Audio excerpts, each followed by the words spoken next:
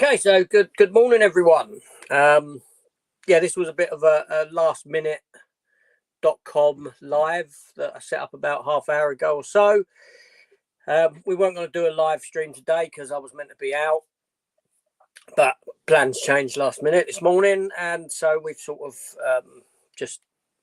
we've jumped on and thought we'd go live for, I don't know, hour and a half. 12 o'clock still sound all right, Matt? Jump off at 12? Yeah, whatever, don't mind. So 90-minute one, a little bit shorter than normal, but you weren't going to get one at all. So there we go. So obviously Matt's here from Matt V's Movies, who you know. I'll add a link to the description comments after the fact. Like I said, it's all lastminute.com sort of a situation. So there we go. So welcome everyone. How are we? How are we, Matt? Fine, thank you. Yeah, yourself? Yeah, all right. You know, as can be. So what's going on? What are we getting together to talk about today? Because I know you brought this video to my attention from what's his face, what's the guy's name? The John Campion show. That's the fella. That's the guy. I haven't watched it because I've been walking the dogs in the interim and stuff like that. So fill us in on that, because I don't know other than the headline. Oh, okay. Well, as we know, and this was reported last year that Sony had basically said that they were going to be stopping production of recordable media. So when I say your DVD-Rs and your mini DVD are little tiny cassettes that we used to have, you know, back in the video recorders and all this kind of a thing, rewritable discs, they're stopping production of that, and apparently the last factory will cease production in February for Sony. So it's kind of like the end of an era for recordable media. Wait, okay, go on.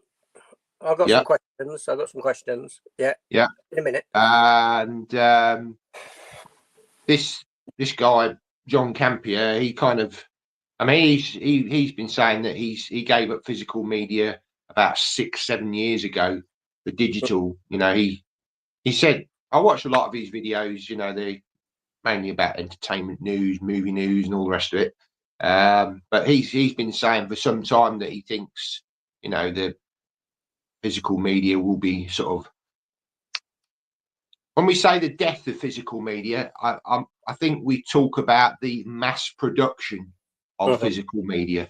I still think media will be produced, but it's going to be, well, as we know, it's an ever decreasing market. So I wouldn't totally say it's a death completely, but it's certainly for the mass audiences around the world. You know, Joe Public, who's not collectors like we are, they're not interested in physical media. They were the people that would have bought the DVDs from the supermarket, you know, but they're the kind of people now that will use the streaming services. Yes, DVD is still the biggest seller of media, but that's probably because of how long it's been around, you know, and people are still using it at the present time. A lot of it's to do with, I think, TV shows and children's entertainment for DVD that drives those sales. Okay, so all right. So let me just finish, because what he predicts, and this is only a prediction, he predicts that Sony will announce by the end of this year that they will cease production of Blu-ray players. And then if that happens, the only other manufacturer is Panasonic. So if Sony give up, then pretty much Panasonic's going to say, well, it's not going to be too long before, you know, they give up the ghost as well. Okay, so I tend to look at things. I think I tend to look at things a bit differently than other people, in the sense that, you know, in the here and now, right? Physical media is it's decreasing, it's dying, it's on life support, shall we say, and it's not going to bounce back. It's not going to bounce back, right? I know that you get the rhetoric of, oh, look at, you know, CD versus streaming music and all this. Okay, are you? Let's face facts. After my lifetime, at some point, right, physical media is not going to exist. Whether it's in my lifetime, after my lifetime, I don't know how many beats I've got left in my heart. Do you know what I mean? I swear then, I could drop dead tomorrow. Right, I could just, my heart could just go bam and I'm out. Right, so I don't know how long I've got left here. There's certainly less in front of me than what there is that's behind me. Yeah. So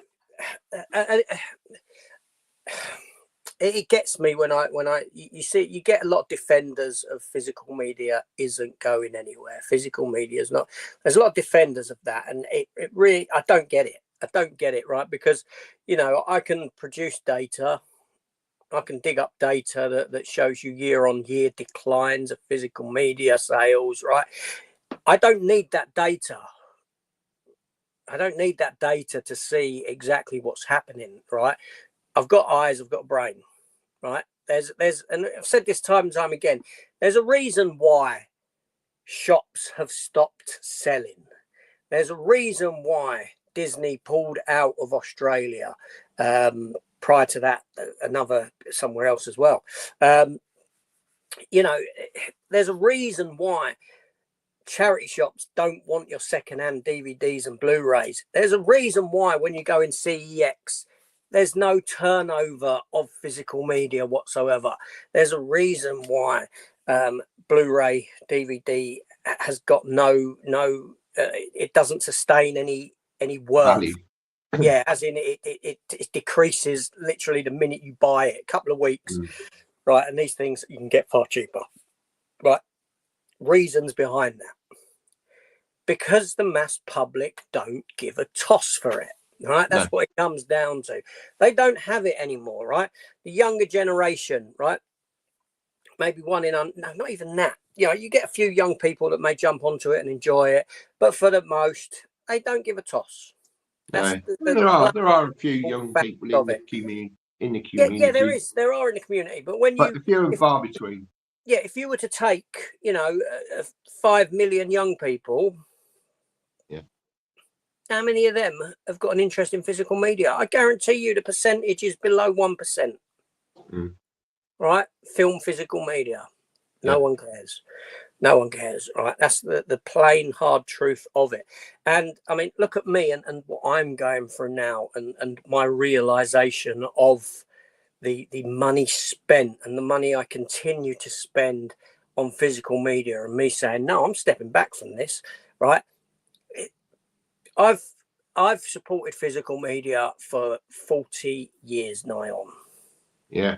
Right, across 5 decades, 80s, 90s, zeros, teens and the 20s. Across 5 decades, I've supported physical media, rolled with the changes, went with the changes and the upgrades. And now, right, I woke up a month ago with a slap around the face, probably because of the whole event of 2024, and came to a realization that you are being stupid. I looked at myself, self-affirmation. I looked at myself in the face and I said, you are being stupid. Don't stop collecting. Still collect. Get what you want to get within reason. Get what you really want, what you need. You know, how can anyone deny the figures?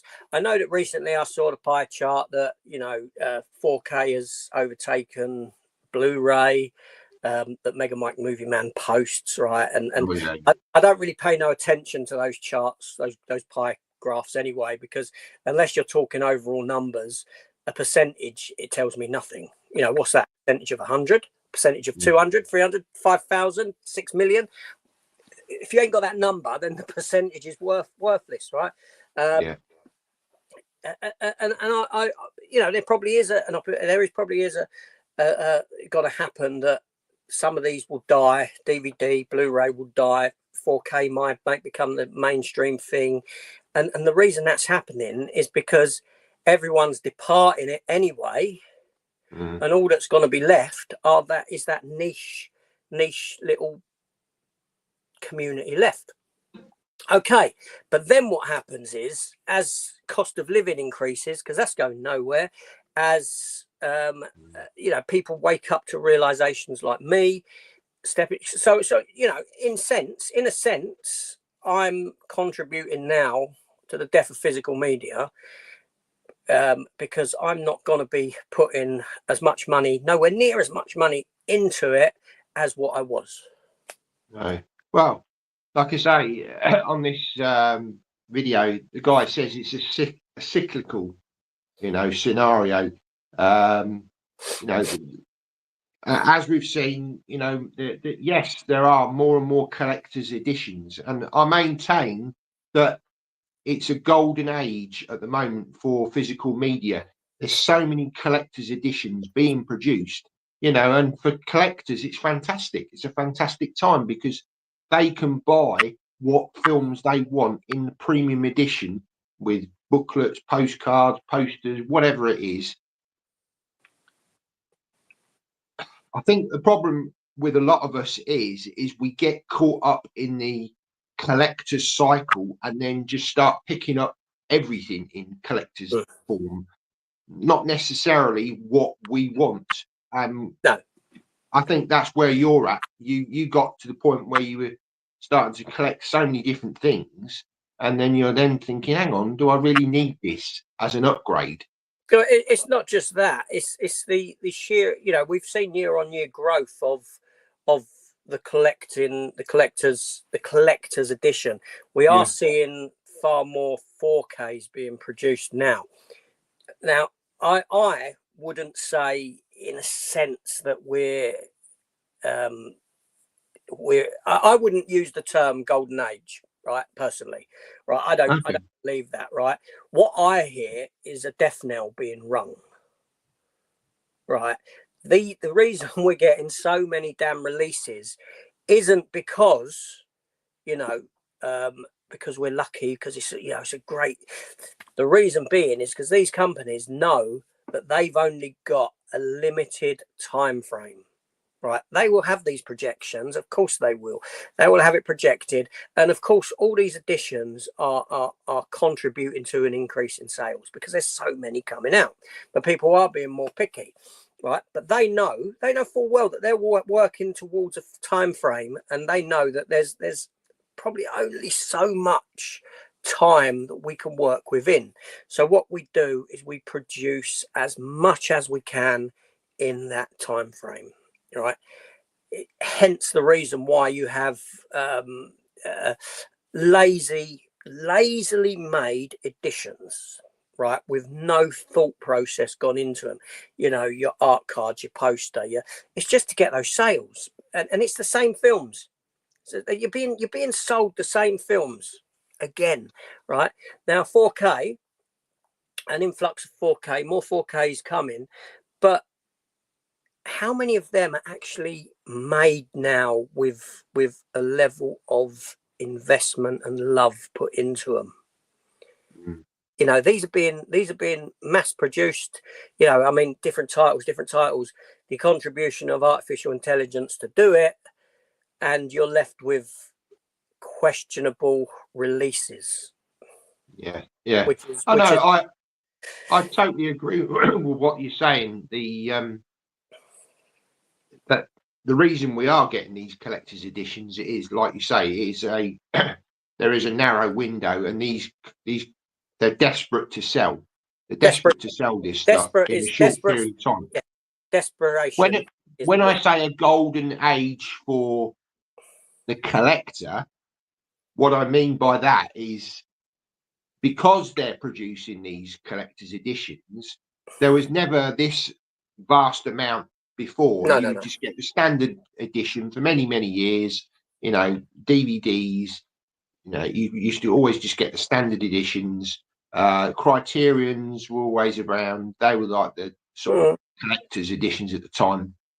Then we moved into Blu-ray, and as we know, they started off with the DVDs to entice people over to the Blu-ray side of things. Then they introduced the steelbooks, which then really took off. I mean, Zavvi were the ones that really flooded the market with, you know, release after release. And now we've gone into this collector's market, which, you know, in the early days of collecting these collector's editions, you had the Film Arena, you had Mantalab. They were doing all of this stuff while the UK and the US was still very much doing the steelbook standard releases. But they've obviously see there's a market for that. They've jumped on it in the last couple of years, ramped up these releases because, like you say, they know that the mass production of this stuff is coming to an end. People aren't interested in the bog standard DVD vanilla releases or the Blu-ray vanilla releases. They're appealing to the collectors. And from a collector point of view, they've got so much, they've got all of these premium editions available to them, whether they want all the postcards and the posters and all the rest of it is another matter. But, you know, for a lot of people like myself, I do like a bit extra with these things. I like nice artwork, steelbooks and all the rest of it.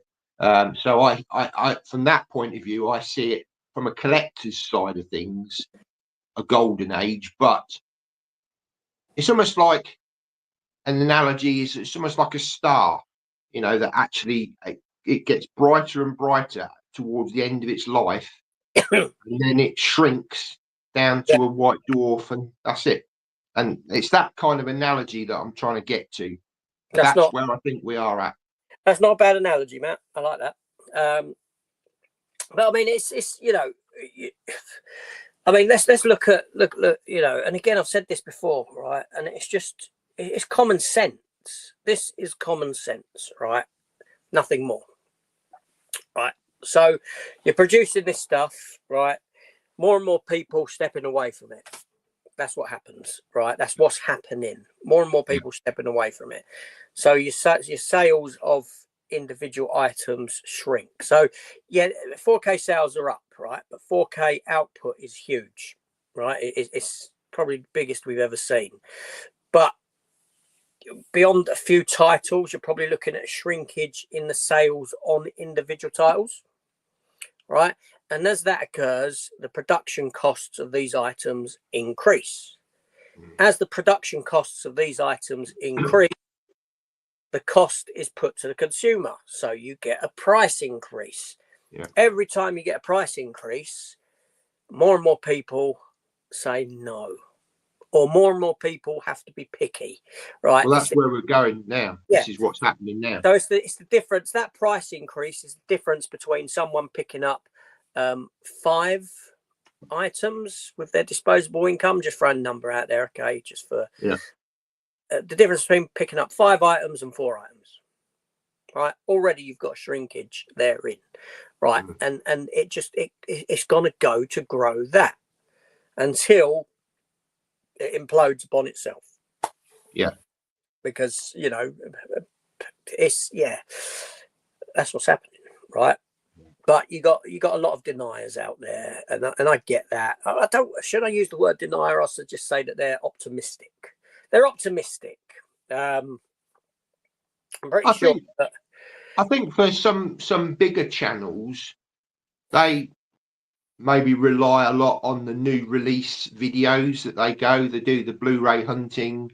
You know, they're showing all the latest releases every week in, week out, and if that ceases in a few years' time, that's a big chunk of their videos gone from their channels. That's very true. So they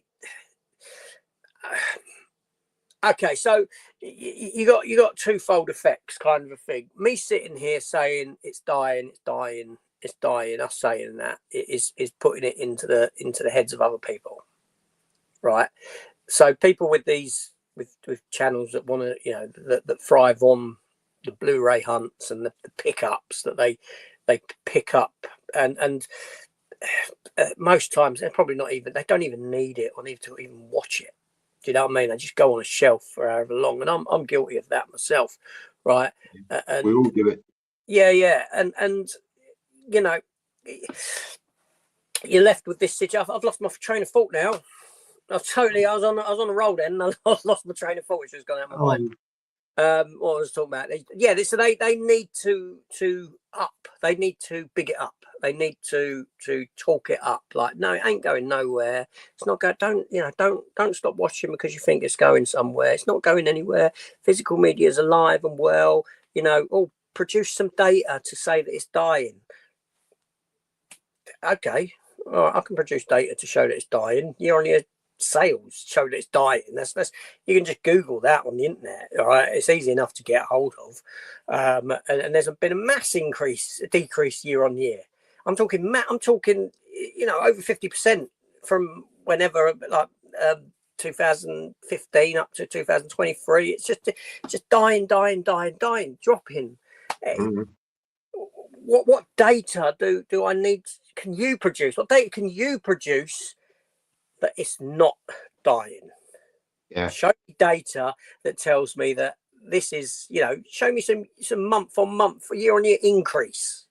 It can't be shown because it doesn't exist. No. Doesn't exist. Like I said, physical 4K has seen a slight increase in sales recently. That could be down to like I said, the amount put out. It could be down to sales around the Christmas festive period in the lead up and after, but I expect that to settle back off. But overall physical media, we're talking overall physical media is dying, right? And also, I'm going to say this again. I'll say this because you've got to think, who was the biggest producer of physical media? What encapsulated the largest market share of physical media sold? It was the adult industry. Right? Where's that? That's all online.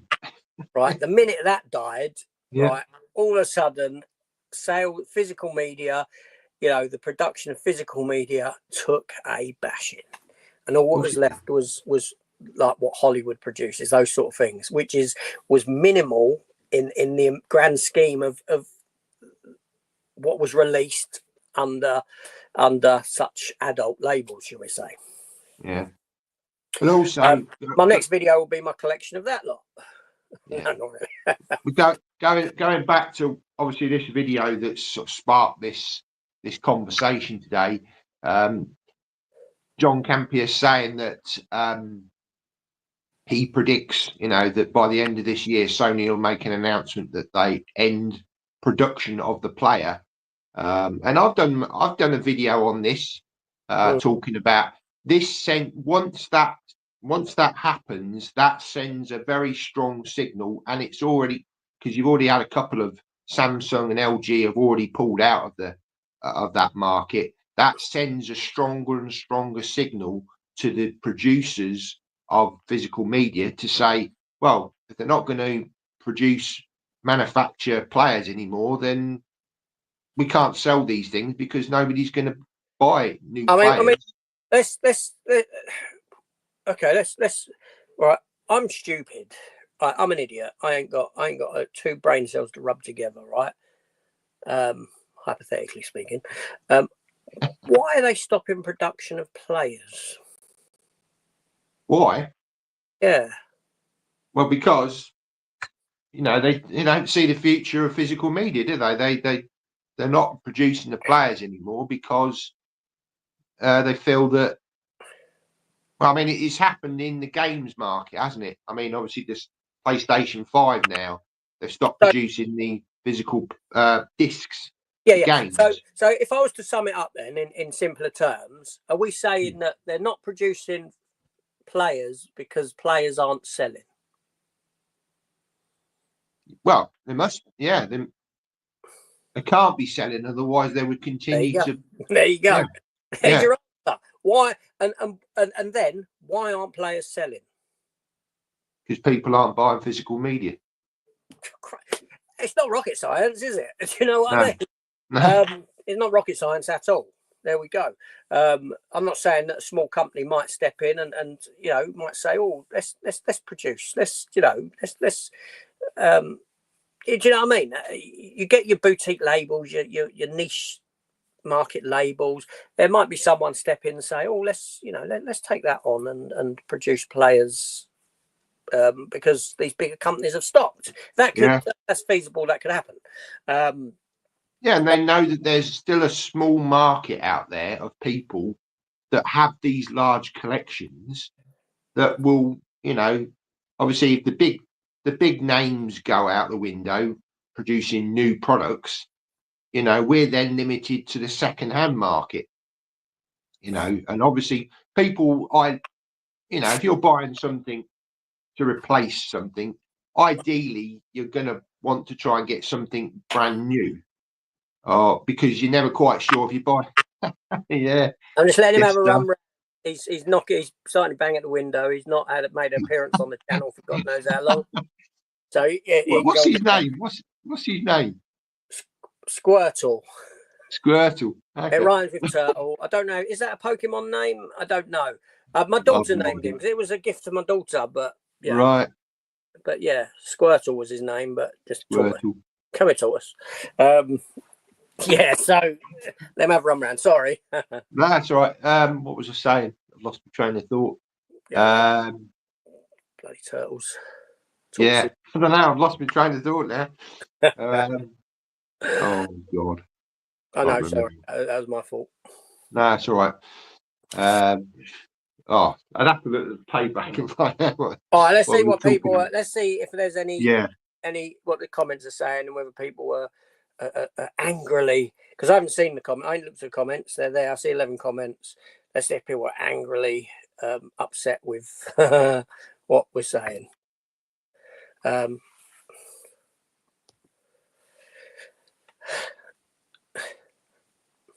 we go. Yeah, loving the hat.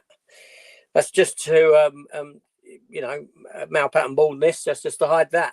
Although I did hear this morning, as I was driving this morning, I heard that baldness is actually a sign of high testosterone. So yeah, I've heard that. Hey. Yeah, so that must be really low in it. That's right. I must be really high in it. I'm a man's man. Yeah, hides that. Adrian, how are you doing, Adrian? Hope you're well. Alan says, "Hi, Alan. How you doing, mate? Hope you're all right." The internet in my area went down yesterday because of the storm. I have a collection of Blu-rays, so I was able to enjoy watching movies. Just shows if the internet goes down, how many people are. Oh wait a minute. Couldn't watch it because they couldn't watch anything. If they had physical media, they would be okay. Or just putting this out there as an idea, you could sit with your family and talk. Oh no. Or play some games. How great does that sound? Yeah. I'll be honest, the past few days, right, as you know, Matt, I was watching John Carpenter's Vampires. I've still not got to the end of it. It's taken me 3 days. That's got nothing to do with the quality of the film, because I really enjoyed the film. It's to do with the fact that me and the missus were just sat talking and not TV. I don't fancy watching anything tonight. I won't watch anything. You know what I mean? And yeah, it's been like 3 nights like that. But yeah, well, yeah, absolutely. But no, I know what my train of thought was. Yeah, these small companies might come along and produce. We've got it with vinyl. There's vinyl players that produced. I am listening. I'm still in the room. I just got to shut the door so the talks don't go out there. Okay. I think as collectors, don't worry about the fact that it's a shrinking market. Just embrace it. Embrace change. Change happens. This is what happens through history. Things change all the time. However, we've still got the physical media that we have in our collections. So let's celebrate that on our videos. Let's get talking about films, because again, the thing at the moment with a lot of videos, people don't, views on reviews of films are really low. But if you've got a Blu-ray hunt or you're showing the latest release, you get really high views. Now, if they stop production of this, things are going to have to change. You won't have those videos anymore. So why not celebrate what films you've got? Talk about the films that you love. Discuss them in a mature way, not a slanging match or you don't know what you're talking about and all this kind of thing.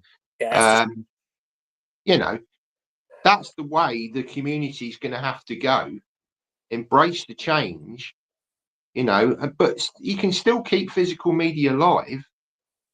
You can still show it on your channel with the wonderful editions that you've got. I like the collector's editions. I've got some really nice ones, and I take them off the shelf every now and again, have a look through them. They ain't going nowhere in my collection. I'm keeping them. But it's just it's a period of adjustment and change. Yeah, I watch things on streaming. I love physical media, and I love something tangible, but do we need everything on physical media? Just have the films that you love, that you cherish, keep those in your collection, celebrate them, talk about them. I think if we don't talk about films, or we don't talk about production, actors, and all the rest of it, then it will die, and it will just literally become like people that just, like the Netflix films that you put them on, you watch them, you forget about them. Nobody's talking about those films. We're talking about the classic films, the Jaws, the Close Encounters. I'm talking about Spielberg here, but all these wonderful films that have come over the years, and we do still get some great films even today that are made, few and far between, because it's a mass production line of, churn in, churn out. Most of them are forgettable films, but we've still got so much stuff in the past that we can still talk about, celebrate. So, don't panic and don't think, oh God, if they're going to stop producing physical media, that's it, the whole hobby's ended. Not at all. No, that's the way I look at it anyway. Well, there you go. Very, very passionate speech by Matt there. and I totally agree, right? I totally agree, because I've come to realize over the past few weeks that I am far more, or I was, and I think this goes for a lot of people, right? Far more focused on what's coming. And I'm talking in the sense of physical media releases, far more focused on what's coming than what I've got.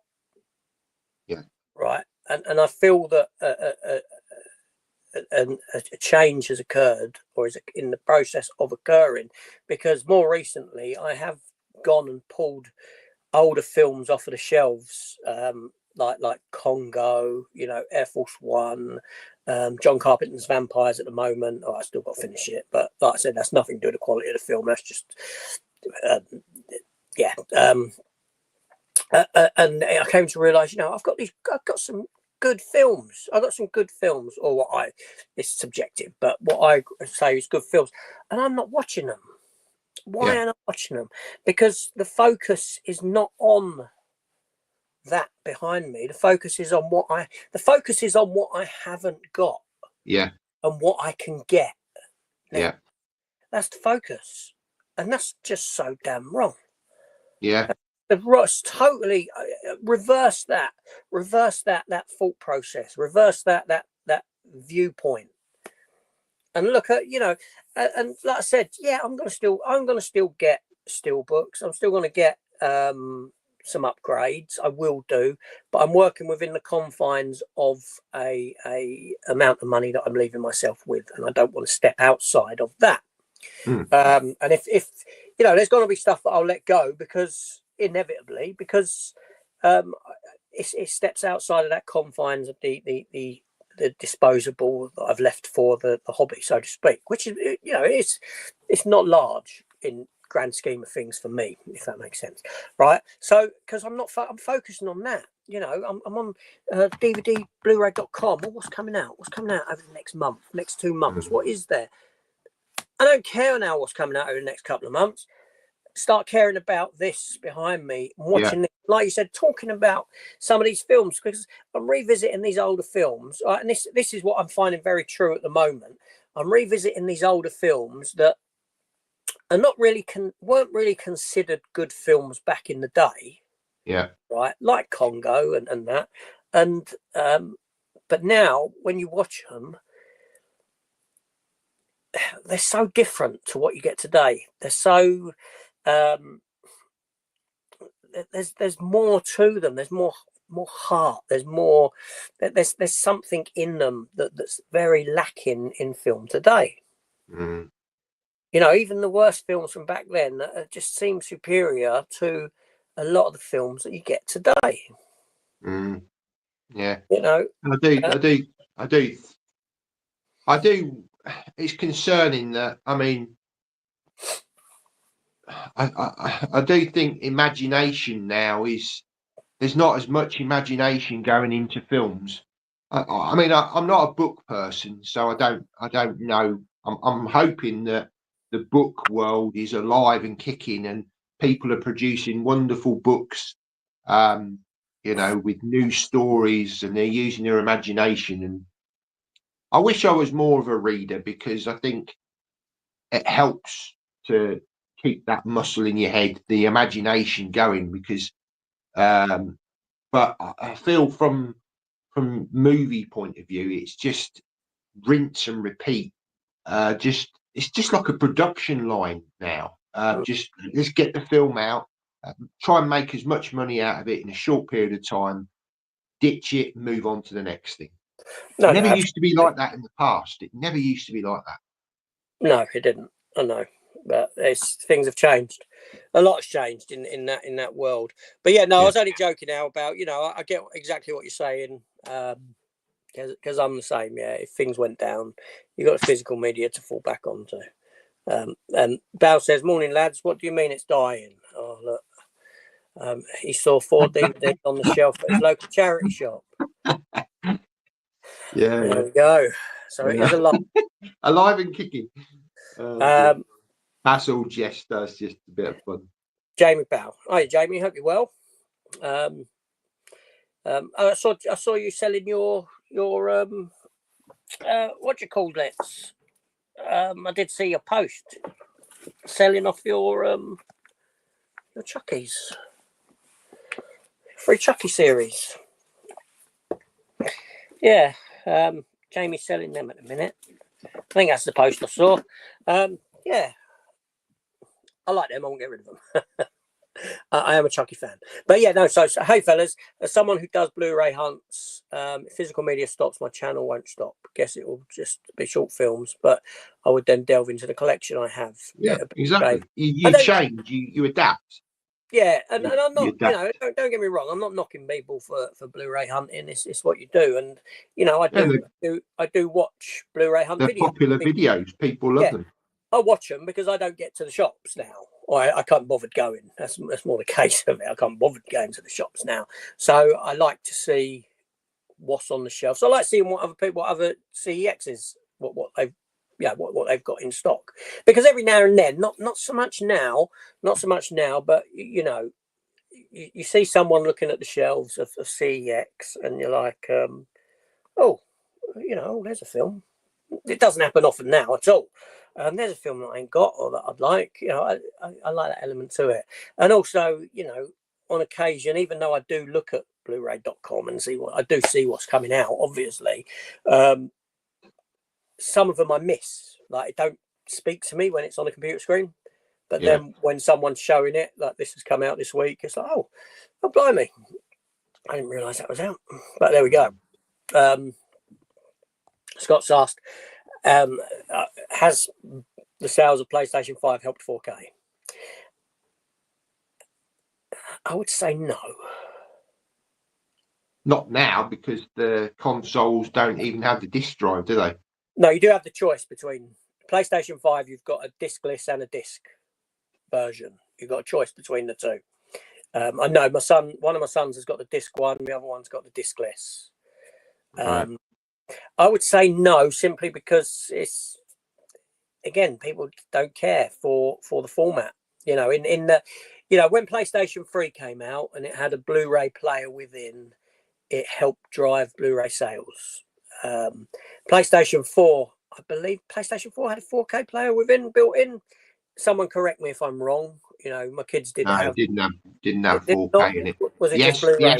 the Xbox S360 had the 4K player in it, because I've got one here. Okay. Yeah, I'm not up on the game console side of things, but I'd say no. Now I am a bit concerned here, people, because this live might actually die on me, right? Because I'm at 5% power Oh, on my tablet, because I didn't charge it because I weren't prepared to go live. I have got it plugged in, but it's a battle between whether it dies quicker than it keeps a charge, kind of a situation. right. So if it does die, then I do apologise. And Matt, if it goes dead, obviously I'll yeah. So that may be the situation that we're in here. We'll see how we get on. Okay. Yes, I don't think PlayStation 5 helped, to be honest. I don't think it had any impact on 4K at all. I mean, would I get a PlayStation 5 as a 4K player? I would consider it. I'd consider it if there was, a couple of games that intrigued me, like that one with the Punisher on it. But there's other ways to play that as well that I've found out. But Jamie says, I watch so much of my collection and a percentage ends up sold, mostly due to first-time watches aren't as good as Hope and every collector's nightmare. Space. See, yeah, space is an issue, but also the blind buying is something that I don't buy into anymore. No. Don't get me wrong. On occasion, I blind buy. My charge has gone up by 1%. Happy days. Don't get me wrong. Yeah, I bought over Christmas, and I was kicking myself. I still ain't watched them. I bought that Critters box set. Why? I don't know. I'll probably watch them, and I want to watch them. I will watch them at some point. I'll get round to them. I did watch the trailers, but blind buying still occurs for me. This month alone, just now, obviously, I think I told you, Matt. I will be getting the TV show Justified City Primeval, or whatever it's called, which is the new Justified series that's set 15 years after the previous Justifieds. Now, I've not seen Justified City Primeval, whatever it's called, or City Primal, whatever it's called. But obviously, I've watched the other Justifieds, and I like the Justified TV show. So a blind buy of that is kind of, I can, no pun intended, justify a blind buy of Justified, because it's a continuation of what I've enjoyed prior to it. But film wise, I won't, very rarely will I step into a blind buy now, especially with brand new films, because generally let down. So I don't. The whole blind buy. Don't get me wrong. I used to blind buy all the time. Christ, I was bad for it when DVD came about. When DVD first came about, and you could import the films before they were even out in this country. Some of them even before they were out in cinema in this country. I'd blind buy, and one that really, really, to this day that I recall was History of Violence. With Aragorn in it, Viggo Mortensen. Yeah, I hated it. I hated the film. Never watched it. But... Right, I was bored. And I paid like 30 quid to import it. Yeah, because it was new. Mental. Just that that reasoning, and that one sticks with me as a. And then there's others that you watch. Oh, it's all right. It's all right, but I won't watch it again. So many. James says the reason why they may not take players anymore, they don't make Blu-rays, they won't make Blu-ray players. Also, streaming is winning over physical media, sadly. Yeah, it's sad. It's sad because I don't do physical. I don't do streaming. In the sense of, okay, I mean, the wife's she pays for Netflix. Prior to that, I'd paid for Disney, but I realised I weren't using it at all. So, you know, would I sign up to some streaming channels? Yes, I would. But when I say that I won't like go to Apple Store online and say, oh, I want to buy that film, so it's in my digital collection. I wouldn't do that. I'd pay for a streaming service. Yeah, because I have done, and I would, because I don't pay a TV license. So if that money's diverted from that to that, it's I mean, it's kind of like. I sort of considered it at the beginning of the year, because I'm at a point where I don't have a huge amount of space left. Going forward, sort of new films, and especially as I don't know, leap 5 years. Let's just go 5 years in the future. They're not producing any more new releases on Blu-ray, 4K. It's all finished. It's stopped. Yeah. So you've got two choices. You either stream it or you download it. You digital download, whether that's Apple or Google Play or whatever. Pirate Bay. Sorry. Pirate Bay. Yeah. Yeah. That's going to be for new films. That's really your two choices, because if they stop, physical media of new films, I mean, I don't know. The jury's out, because we could still see boutique labels which are producing, I don't know about new films, but they might still produce catalog titles. Yeah. For a small market share, but Yeah, they're going to be limited numbers. But I mean, I can't see them doing new films off the cuff straight away. If it gets to the point where physical media is dead to that degree, or life support to that degree, then it makes sense for the companies, the studios, to want to hold their newer films solely on streaming, solely on and maybe after 5 years, when it becomes an older film, then it might, but you're talking big spans of time here. Do you know what I mean? Yeah. In the one case, 5 years isn't a long time as we perceive time as we're older, but when you're talking about a company survival, like a big label, 5 years is a hefty amount of time. So it's a matter of perspective and the perspective you're looking at it from. I mean, the jury's out on all of this. It's only speculation. Sony might carry on for a good few more years. They might say, no, we still think there's it's worth producing the players. It's only somebody's opinion that I've heard. He seemed to think by the end of this year, this is what will happen. But the jury's out on it. But if it does happen, it's going to be probably a couple more years after that there's going to be a slowdown and eventual stoppage of the new releases coming out. No, that's right. And Scott says players are too expensive for some people too. 4K players are very Blu-ray players you can get pretty cheap now. Yeah. Blu-ray players are pennies really, but 4K players are expensive. I mean, I do want to buy another 4K player as a backup, as a and put it away. I want to get hold of another Blu-ray player with DVD multi-region on it. I mean, because a lot of my TV stuff is like Babylon 5s. I didn't upgrade to Blu-ray. I got a lot of stuff there that's Briscoe County Junior that's behind me up there. They're like American releases, so I want to be able to play them. Yeah.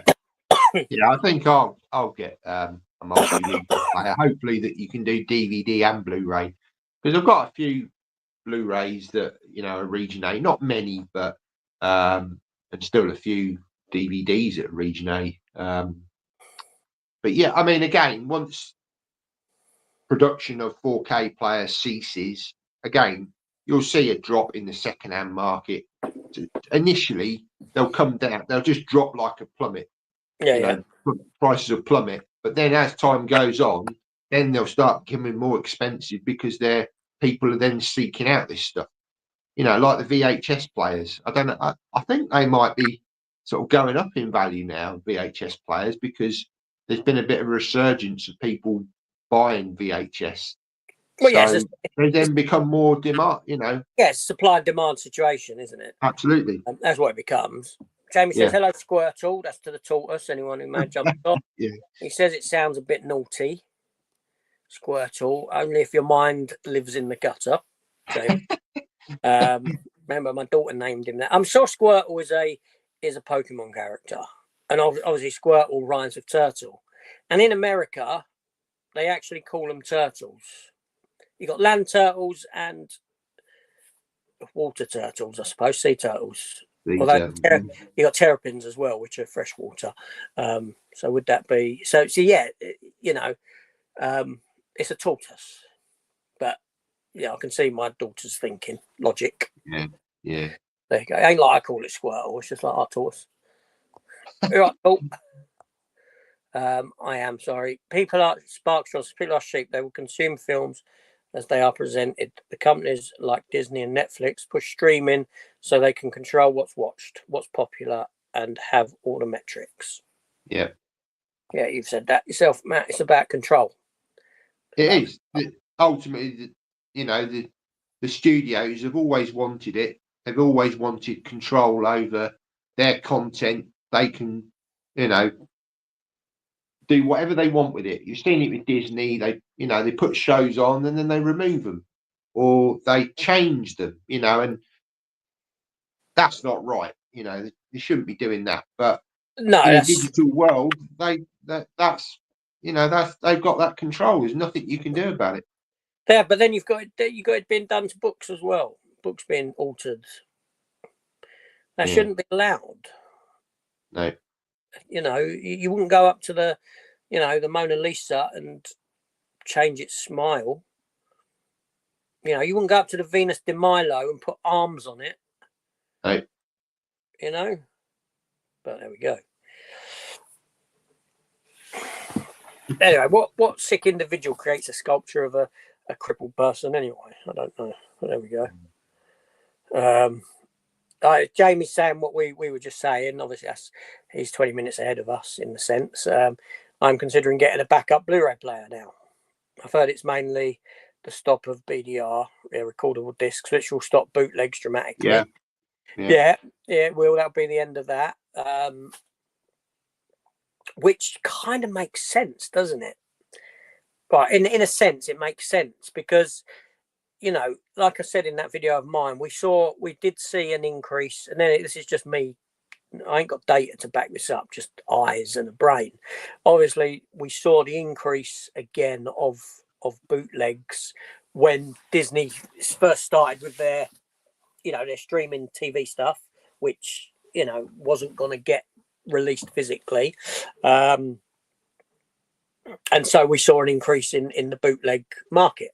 Bootleg sales increased for people creating them, which is generally, they were created prior. It got to a point where, like I said, you had the old lookies going around, the Chinese folk, the Asian folk who would go into your pubs and your shops, and I mean, we used to have it at work where you'd just be sat in a van and someone would come up, looky, we've got all these illegal films. They came in the plastics with the cover that was flat, and I had mates that would rip them off something rotten. They would have, because they had loads of porn there as well, didn't they? It wasn't just normal films, and they would just these people didn't know where this stuff ended up, right? When you got it all out in front of you, I know, like stashing stuff down the side of the seat in the van, things like that. But anyway, another story. So you're stealing from the stealers, so to speak. Yeah, Anyway, but my point is that died. That died a death. And when you had the bootlegs come back for the Disney stuff, it was kind of kept in house, so to speak, in that it was generally, for the most part, created by people within the community for people in the community. It was a very in-house kind of a thing. And obviously there are still films and that don't get released and people might want bootlegged, and the older stuff as well, but let's not forget that. But as soon as Disney started releasing their catalogue of stuff, because they saw we could make a little bit more money out of it here, and I'm still against their release strategy for this stuff, because I don't agree with the you've only got a steelbook option at the cost of £45. What about your Blu-ray people? What about your DVD people? Yeah. Why are you leaving them out of this? But Disney knew that they would grow, that a bootleg would grow. Yeah, there would be an increase in bootleg. These companies knew that. They would have counted for that, and then they knew that inevitably it would die off. Like I said, it would. Yeah, a few years ago, I said it will increase, it will decrease. Yeah. But if you get to a point where everything goes streaming and physical media isn't made, then that bootleg market would then take off again, because people would want a physical copy. But only if you've got the discs to be able to burn. Because no, if that's right. they're stopping making them, so there's going to be a limited amount of them left. Yeah, which is my point. So the DVD, the Blu-ray, the recordable discs are being done away with. So you kill that instantly. Yeah. There's other ways of doing it, though, isn't there? You know, you can do it onto a memory stick. You can put it onto a hard drive. There's other, what I'm saying is it wouldn't be a physical thing. It still wouldn't be a physical thing. It would be a way of not paying for it. If you can do it yourself sort of a situation. Which is what, to be honest, I would consider that. I don't care. I don't care if people think, oh, whatever, If it comes to the point, if someone told me tomorrow physical media is dead, my only option is Pirate Bay, download it and stick it to a memory stick or whatever, or a hard drive, or buy it off of Apple. Sorry, Apple, you're not getting my money. No. I'll take the illegal route with it. I'm nearly 50 years old. What do I care if I get a bloody criminal record tomorrow? I couldn't give a toss. You're at that point. Things change. Perspectives change when you get older. I couldn't care less. What are they going to do? Give me a slap on the wrist. That's about it. They go after the sites and that sort of thing. That's the primary thing. Anyway, but yeah. So Jamie says, it's been a really interesting listen. I have been more interested in rewatching my favourite films over the new films recently. Keep the favourites and trade the clutter off as such. Totally, yeah. There's a lot of love. There's a lot of good old films that you didn't think were good. You watch them, you rewatch them again, and you find a new appreciation for them. Those ones that were sort of middling films at the time. I have, like I said, Congo, the revisit of Congo, fantastic. I loved it. I loved the. And I said this in that video when I said I watched it. The practical effects were great. Amy the monkey. I loved it when the sets were collapsing. The ground was falling out from beneath them. It looked fantastic. It looked brilliant. Yeah. It was like Star Trek. It was like Star Trek 3 when the Genesis planet's breaking up and the grounds are collapsing below them. The trees are going down. It looks great, and that sort of film, I'd love to see that sort of filmmaking again.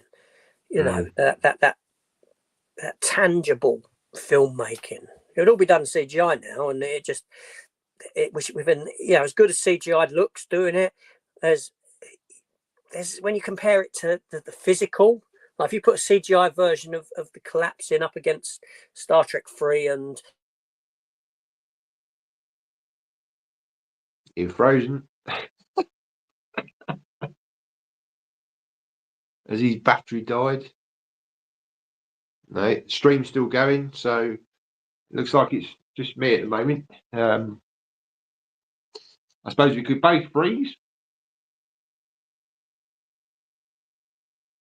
Maybe not. So yeah, I think I think sort of rewatching films from the past, it's great because again, with film, depends on what age you watch something, you might have a different outlook on it. Sort of films from years ago when we used to watch them, you might then think, well, not too sure about this now. It doesn't really sort of fit with me. So you can then sort of move on to other films. It's all subjective film at the end of the day. It's I don't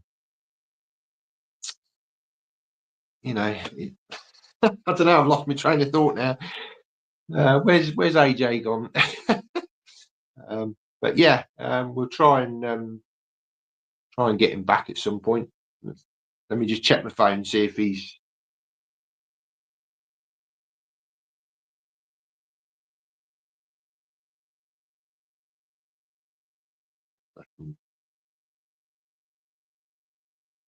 Oh, here he comes. He's just coming back. Yeah, I'm back. Ah, Yeah. I lost my train of thought. I couldn't think of what to say. So you sat there like a numpty saying, Yeah. all right, so I'm on my phone. It did die. The thing did die. If it happens again to my phone, then I won't be able to get back on because my phone will be dead as well. There we go. So where was I? I was bigging up special effect. Yeah. So like I was saying, if you hold a CGI version of Congo, the collapse up against what you see for real, it's not going to look as good. There's inherent fakeness to it. You may see it bigger. They'll do bigger, larger scale, but it's not going to look as tangible and real. No. Anyway, there we go. But yes, that was my thingy closing down. I don't know where I am now. Stream kept going though. Yeah, it does. It does do that. It goes. Jim Jam says hi. Hi, Jim Jam. You all right? Right. Agree, Matt. I mean, AJ takes out the special editions and looks at the art cards regularly. Yeah, I do, but that's stopping, mate. That's coming to. Sorry if you keep seeing my thumb come up. It's because it's on that side. We need to keep the power of physical. We do need to keep it alive. I do agree, but just celebrate what we have, like you say, rather than constantly looking for the next thing all the time. Because that's right. Eventually, there won't be a next thing, physically. Obviously, they're going to still keep producing films, but they're all going to be digital. 5 years time, I don't know exactly when the end date of all of this is coming, but the signs are that it is definitely, it's going to stop at point. But that's right. Like I say, I think people. I can't deny what I see. No. But I think some people jump to a conclusion, you're saying the death of physical media, that's it. Well, no, because you've still got a wealth of stuff that we've collected for many, many years that people can still share the passions, share this stuff, talk about it. Well, no, that's right, because the older stuff will be out there. Yeah. Right? You could start finding seeing films that you've never seen before. And go back and find the older stuff. You're only talking about, all you're talking about when you talk about the death of physical media, you're talking about the newer films that are coming out, which, let's be fair, a lot of them aren't worth much anyway. They're not very good films. Do you know what I'm saying? Films aren't like they used to be. And you're talking about, for the most part, re-releases. Yeah. So you've still got all that old stuff out there that you could go back and you could discover films that have passed you by that have just, So I will just quickly say that I'm not sure if I've lost some comments. So I've got that one from James there. and then I jumped to one from Bow. So I'm not sure if there's something in between that I've missed, because my thingies have sort of screwed up there. Let me have a look. I'll look on my. But Bow says I only watch older films. Before. Been watching some Brosnan lately. Bronson lately, Brosnan. Hardly ever watch new stuff, as it's crap for the most part. That's what I just said. It is. I agree. I still watch new stuff. You know, every now. I suppose it's out of hope more than anything else. And there is new stuff that I like, but then when you compare it to the older stuff, it doesn't hold a candle to it at all, does it? No. The problem with films today, this is Jamie, is mass production. Too many films, not enough substance. Quantity over quality. Also, the way they're written and made, very different. Copy and paste, if you will. Yeah. Totally. It's like a conveyor belt of releases, and again, I repeat myself because I've said this in other chats. It's become disposable. Films feel very disposable. They're released. They're released on streaming within a month now, 6 weeks, for the most part. Then you got your physical media release a small time after that, within 3 months. Then it's done. That film's dead. That film's not stopped making money pretty much after that entire time frame there. And that's what it's about. Let's get this stuff out and get a quicker return as possible.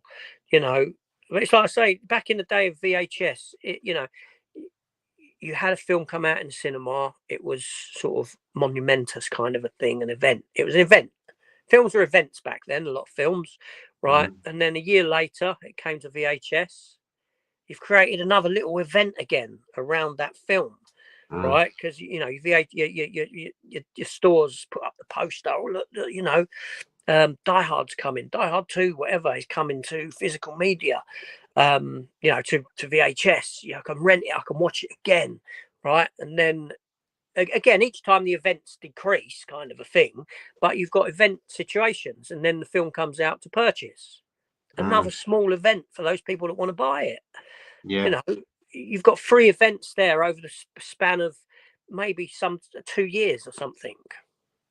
But now you've pushed those events into a space of 3 months. Weeks sometimes. Yeah, and there's no event there. And this is what I'm saying. Why would I go to the cinema and watch a film when I know, do you know what, in 4 weeks' time I can download that and watch it? Nosferatu is up now. There's HD copies of Nosferatu floating around that you can watch. There's HD copies of Sonic 3 that's floating around that you could watch. Proper copies. I'm not talking about your cam copies. I'm talking about proper from a high def source. So why am I going to go cinema and pay? The experience of a cinema. What's the experience of a cinema now? Sitting there with a load of other numpties that are happy and disrespectful enough to talk through the film. Yeah, mobile phones on. Yeah, I have to go cinema. When I go cinema now, I go as early as I can in the morning, because I know that there's no one in there. Yeah, and I can see that film without the disruption of twats around me. And I do. I mean, this is why I've got my own little setup here. I think going forward for a lot of people, that if they've got the budget to be able to do it, invest in that, because you can then really appreciate your film collection, watch it in the best possible way, best possible sound. I know for you, the sound isn't a big thing, but for me, it's half of the experience. I mean, some of these films I've been watching recently, I'm hearing stuff all over the place, and it just sucks you into it, especially if it's a good film. It just really, just makes it so more enjoyable. No, I do. I get that. Anyway. I get that sound is another level of experience for it, but for me, I'm not a sound person. I don't need. That's fair enough. I used to have a surround sound system, like I said, and it was just I didn't really enjoy it. I'm not. I don't play music at a loud level. I don't. I sound so boring. I despise noise. Yeah. And not only that, I've got to think of neighbours, because I'm Yeah. attached, so I can't Yeah. have a sound system rocking the house down, and I've got neighbours next door. I'm very aware of if the dogs are barking for them. Do Yeah. you know what I mean? And I need, and that sort of a thing. I think of the other people around me. Yeah. So Yeah, and I think for a lot of people in a similar situation, aren't they? I'm lucky that I've obviously got neighbours, but where this is situated, it's enough that hopefully it won't disturb them too much. yeah. But yeah, no, I mean it's No, all, I get that's what it comes down to me is and I can enjoy a film. I get that there's another level of experience for it with the sound, but it's not like I've got it and it's been taken away from me. no. But You I know what think those that want to experience that, they've still got the cinemas to be able to go to. But like you say, pick and choose the time that you go, because a lot of these people are, on their phones talking. You pay money, and they're not cheap. Some of these cinemas to go and watch a film now. I know you've got the deals like Chris. He goes regularly. But yeah, I'd rather go when it's quiet. No, yeah. It's better. It's like all to yourself in it for the most part. Jamie says, didn't enjoy the Chucky series. Being honest, they were okay, but didn't enjoy them as much as the movies. Yeah, I get that. The Chucky series was it was different. It had to be handled differently in a sense, and more stretched out. And that it was weird. I did find it weird how you had the same cast of characters, or you had the same characters playing different parts in different series. Like you had this one guy who was in all three series, but he's playing completely different characters in all three series. But I did appreciate them. I enjoyed them. Do you know what I mean? Alpacina, physical media stops, then at least we can have time to revisit or watch for the first time all the films and bonus features to those films we have in our collection. Totally. Sorry. Oh, absolutely. Yeah, sorry if it's taking if my reading's a bit off. It's because I'm on a much smaller screen now, so it's not as big and it's harder to read. But no, that's right. That's what we're saying. You enjoy what you've got. Go back and enjoy what you got. Richard there. Good morning, AJ and Matt. Watched Wolfman. I'm afraid I found it very disappointing. A real howler, if you pardon the pun. Yeah, doesn't surprise me. I will get round to it at some point. I'll see it. I don't know when. I've got thingy to watch as well. Section 31, Star Trek. The Star Trek. Yeah, I've heard Star that's Trek terrible. streaming film, and Heard I'm it's not. terrible. Yeah, I may not even watch it. I never even finished Discovery. No. And But again, that's another thing that's just rinse and repeat. I love Star Trek of old, the original series, the Next Generation. I mean, I know Deep Space Nine for you was the one that you loved. For me, I wasn't that fussed about that. Or Voyager, didn't mind Voyager, but yeah, the films I've loved. I didn't mind the remakes.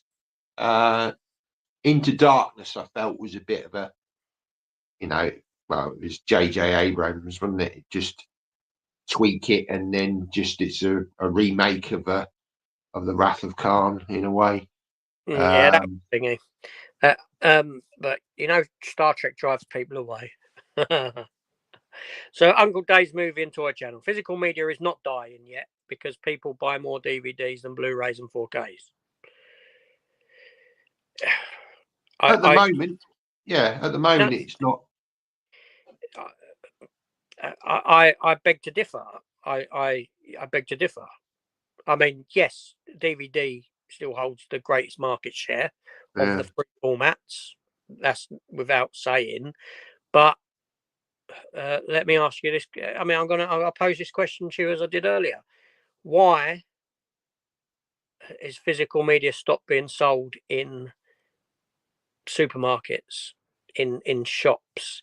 Why don't charity shops want physical media? Why do you see no turnaround of physical media in CEX? Why are Blu-ray players stopped being made? Why did Disney pull out of Australia? Yeah. It's not Definitely because shrinking. It's shrinking. It's dying. It's dying. It's dying out. It's you know, if you've got you know, a species of animal that that today has got I don't know, 50 million, you know, white Bengal tigers, and then tomorrow you got 2,000 Bengal tigers,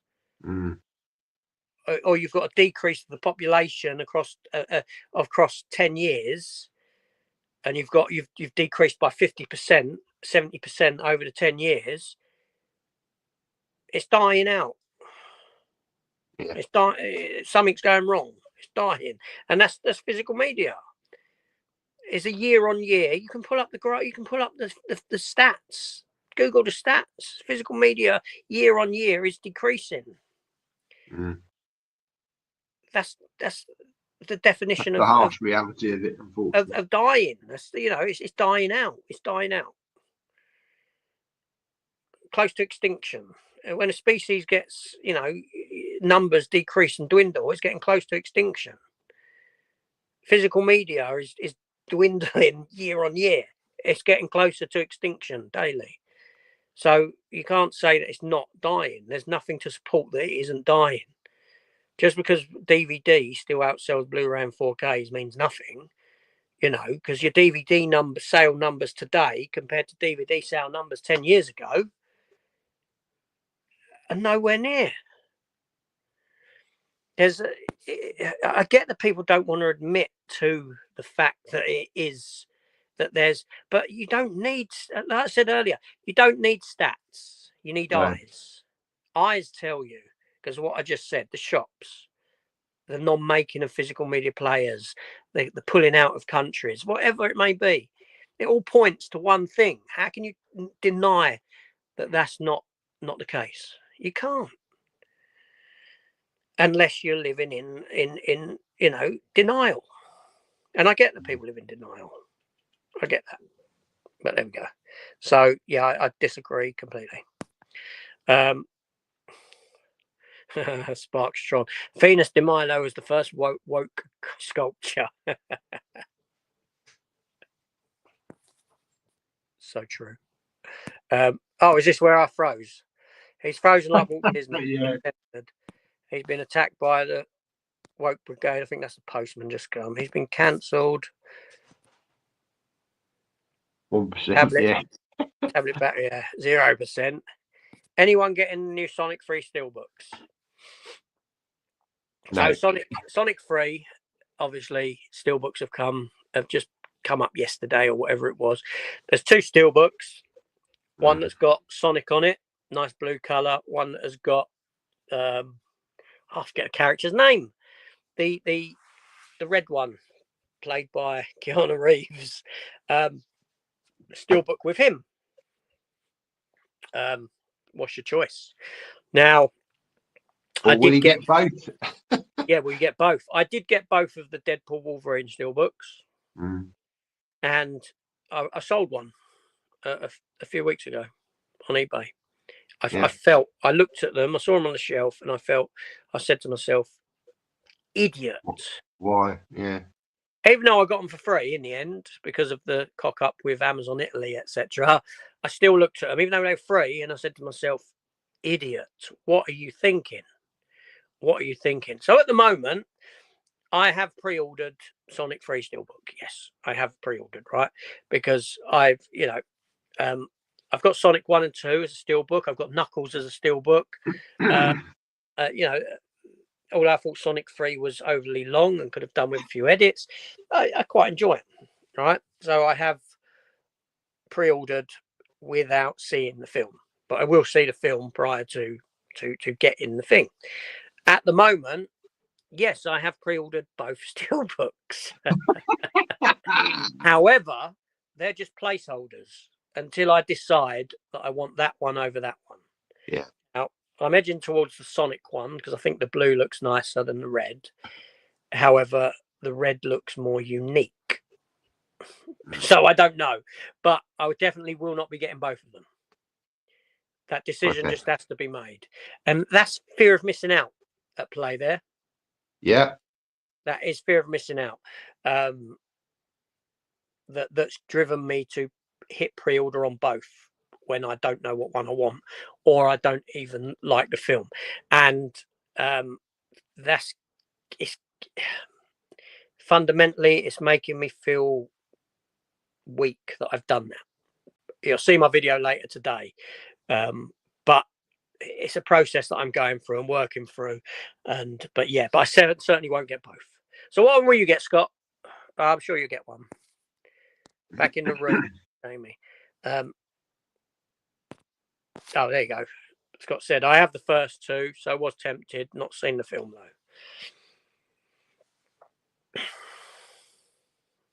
Watch the film first, then pick it up. Oh.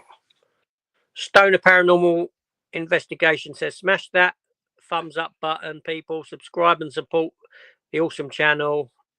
We appreciate you. Appreciate you. Oh, yeah. I'm sure not everyone does, but thank you. Stoner Paranormal Investor says we must save physical media, CDs, records, DVDs, and Blu-rays. I used to think that way, which is why I built up loads of doubles, loads of things. But then it dawned on me that it's not my place to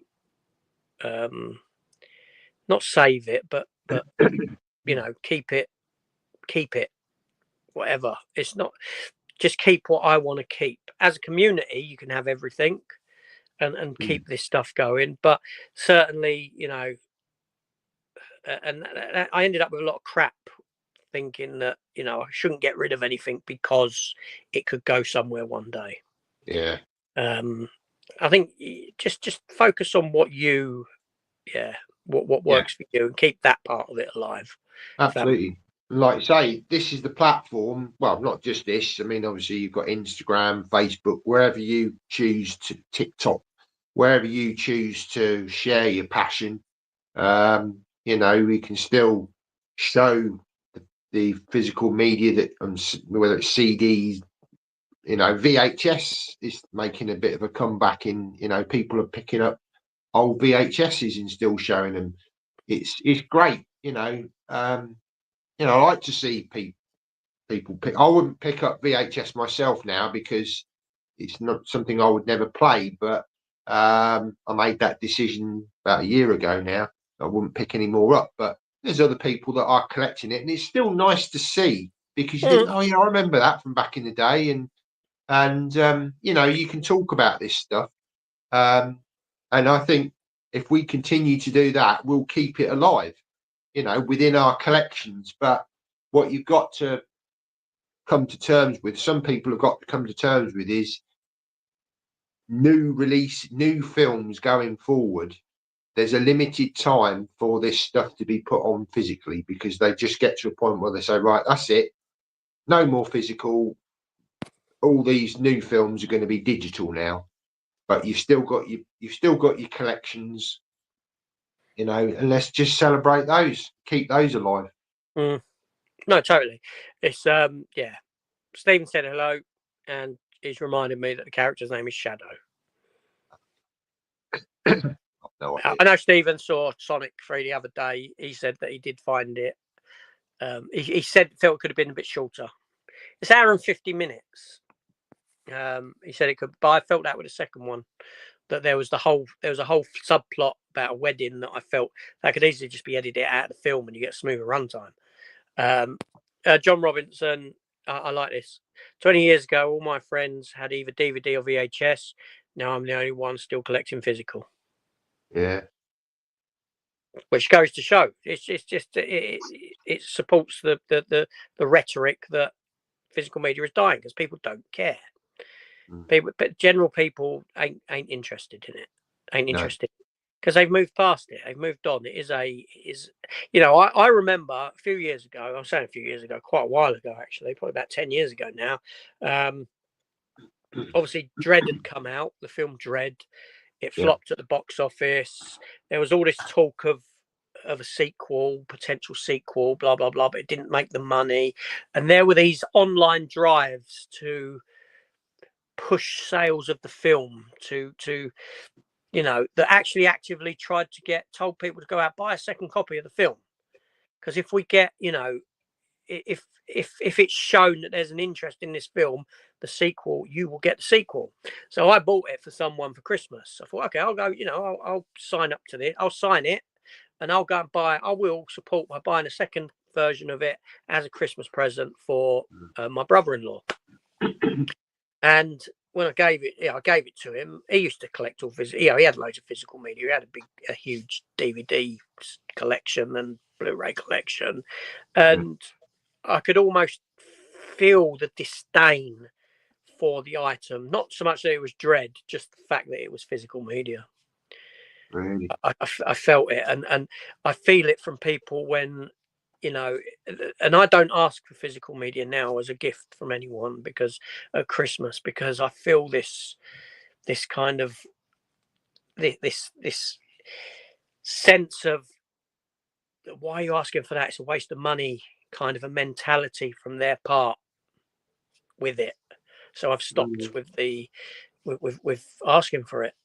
Yeah, I'm not talking about my wife and that sort of thing. She knows, but certainly my children, her children, that sort of thing. If they're, you know, they're adults, all adults now, everyone. Yeah, I just know what I mean. I just feel it. I feel this. Sparkstron says the only reason physical media is dying is the profits are less to physically produce, distribute, and takes up more floor space. Films are too easy to bootleg, so they want to stream on release. Yeah, I don't think it won't be bootleg because there'll be no discs left. Yeah, no, I know, but I don't feel that bootlegs that is harming too much. I don't feel these days, no. Bootleg doesn't really have a foothold in, you know, it's minimal. Yeah. It's they need to combat the streaming sites. I'm talking about the illegal streaming sites. That's the form of bootleg, so to speak, that has any impact on, you know, that has an impact on physical media sales. I think most definitely, and it will have an impact on streaming as well. Could have a potential impact on streaming. Yeah, but it's always been there. Pirates have always been going up. Yeah, pirates have always been there since the day of VHS. Yeah, that's something that I have seen certainly within the last year. A lot of people going back to physical media because they're actually saying, well, actually, the prices on these streaming sites are going up. They're putting more adverts on there, you know, and I just want to watch the film. You know, I'm paying for something and having to watch loads of adverts. You know, I was getting this in 4K. Now I'm only getting it in HD. I'll go back to the physical. How many people do you think are actually doing that? I don't know. I mean, it's minimal. Probably not that many, but I'm sure there are some that have. It's not like a flood. It's you know, it ain't going to be like a flood of people that all of a sudden there's this sort of like, oh, do you know what? Let's ramp up. Let's turn the lights back on in that factory producing those players. No. It's, you know, I get that some people would think like, most people don't care now. They don't care. You know, look what's happening with me. You know, here I am now. A year ago, I wouldn't have been saying the stuff that I'm saying now. Yeah, I wouldn't deny that it's dying, but I wouldn't be questioning my purchasing habits. I'd still like, but yeah, get all this stuff. But now change has occurred, right? Could it be that in a year, 2 years time, I say, do you know what? Sod this collecting. I'm not buying anymore. I'm done. I've got what I've got. I'm not going to buy anymore. Or, you know, I pick up every couple of months. I might pick up one item. Could I get to that? I don't know. All I know is changes are afoot. for reasons that I know, or for reasons that I want to delve into, which are very. It goes back to a very personal place. It's very. I don't want to say on here because I've got this video planned, and it's a talk about, potentially why my habits have changed. And I'm not talking about the just what's happened the past what last year, not the stuff that not just that, because I've spoke about that, but overall I'm going back to the beginning of collecting and why for nigh on 40 years I've been driven to collect, and all of a sudden there's this change where I still want to collect, obviously, because it's ingrained in me, but not to the extent that I have been. No. So I'm going to do that talk. I don't know whether I'll have it for next weekend. Probably not next weekend. I'll probably have it for the weekend after that. Jamie says he's got to go. Now, thanks for popping in the comments, Jamie. I really appreciate it. Off to see a balding Mark Wahlberg. Hell yeah. Wish me luck. Yeah, he looks awful. He looks awful with that bald cap. It just, I don't know. It looks awful. More people are streaming who don't collect physical media, and those people couldn't give a toss about it. Absolutely. Yeah, no, they're not interested. I see it as antiquated. It is antiquated. It is. Scott says Blue Sonic Steelbook for me, although £35. Not sure. See, because even Scott's. We know that Scott ain't got a channel or anything, but Scott's a mate of Matt's, and I've met Scott. I've had the pleasure of meeting Scott as well. Nice chap. And I do throw some messages back and forth with him over, I think it's Facebook chat, and I know, and Matt, that Scott's collected quite heavily, shall we say. Recently, he's picked up a lot of stuff, and I think he's seeing a change in himself as well, and a questioning, and all I can say really is, it's a lot of money. £35 is a lot of money, but if you've decreased everything, then your outgoing's not going to be, if you're selective. I think there's no harm in paying 35 quid maybe twice a month for 2 items or something, if considering what you were spending, if that makes sense. Be selective, and if you want it.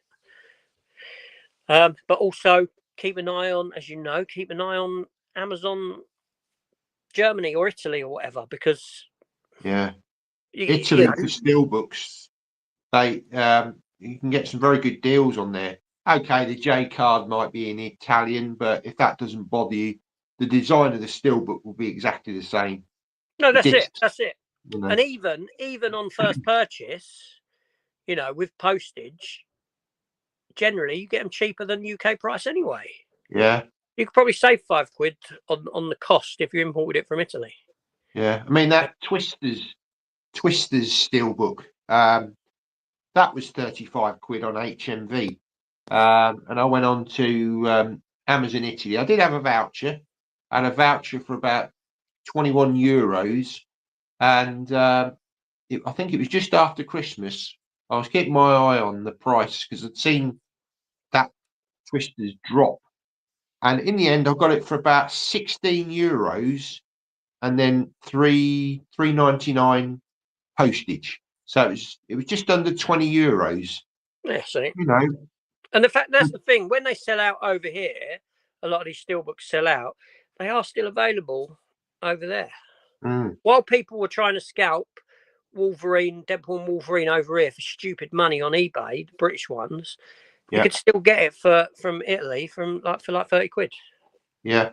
I wouldn't. Why would you pay over the odds just for an English J card? I mean, I get there's probably people that their sort of OCD kicks in, and they can't see the fact that it's a foreign J card, but everything else is the same about it. Yeah. I mean, all right, you've got to be careful when it comes to a subtitled movie, as in if a film's heavily subtitled within. Sometimes, I've made that mistake. I've bought a film and I ain't got English subs during the foreign speaking parts. But you do your homework, and do you know what I mean? Yeah, I would say with if you're buying abroad though, just be careful with France, because certainly on older titles, not so much now, but on the older ones, they were very much, the French do like to force subtitles on their films, and you know you can't remove them. So that's mainly on catalogue titles. But yeah, it's just something to be aware of. The French are, or were, very much heavily, you know, they like to force subtitles. It's almost like they're saying, no, you know, it's in French, and you know you can't remove it. Yeah. That's Fair enough. Fair enough. What's the time, Matt? Give me I ain't got. I can't see the time. It's 12 o'clock.